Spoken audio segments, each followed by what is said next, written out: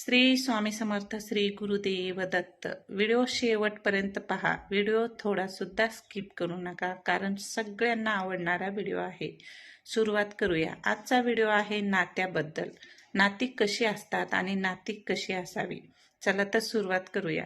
नाती 3 प्रकारची असतात, एक रक्ताची, दुसरी मानलेली आणि तिसरी नात्या पलीकडची। संकट प्रसंगी जिथं काही रक्ताची नाती कामी येत नाहीत, तिथं मानलेली नाती संकट निवारण्यास मदत करतात, बरोबर आहे का नाही? आणि जिथं रक्ताची नाती आणि मानलेली नाती नेमकी जवळ नसतात, तिथं नात्या पलीकडचे सगळे सोयरे मदत करतात, ज्यांच्याशी तोंड ओळखीशिवाय पुरती ओळखही नसते।